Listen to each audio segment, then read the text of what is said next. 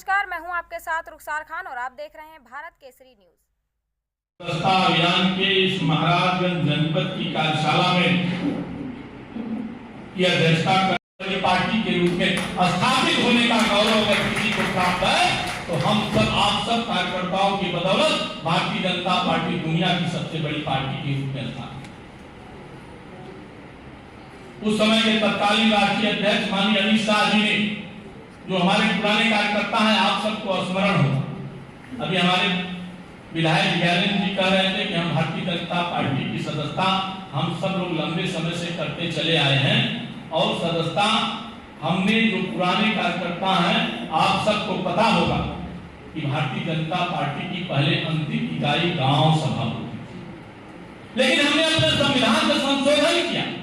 और संशोधन के आधार पर हमने अपने अंतिम इकाई को हमने बूथ माना। और जब हम अपने गांव स्तर पे अंतिम इकाई मानते थे तो मुझको भी स्मरण है, तमाम ऐसे पुराने कार्यकर्ता उनको भी स्मरण है कि हम अखिलेश मुलायम के बाद या उनके परिवार में कोई उस पार्टी का राष्ट्रीय अध्यक्ष बन पाया है क्या? या बहुजन समाजवादी पार्टी है, बहन जी के अलावा उनके परिवार का कोई बनेगा, उसके अलावा क्या और समाज का कोई व्यक्ति बन पाया है? हम सब कार्यकर्ता खड़े।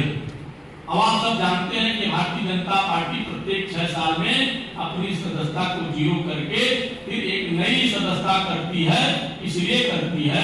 कि हम सब जानते हैं कि भारत एक लोकतांत्रिक देश है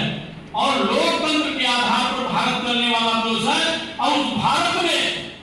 लोकतांत्रिक पद्धति से चलने वाला अगर कोई राजनीतिक संगठन है तो भारतीय जनता पार्टी है, दूसरा कोई लोकतांत्रिक संगठन नहीं है। अगर इस नाते इस बात पे अगर आप चर्चा करेंगे तो क्या कांग्रेस में लोकतंत्र है क्या?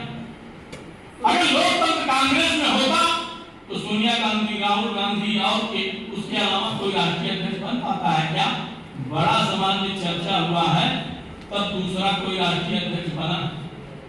समाजवादी पार्टी उत्तर प्रदेश की पार्टी, जनता पार्टी लोकतांत्रिक पार्टी होने के कारण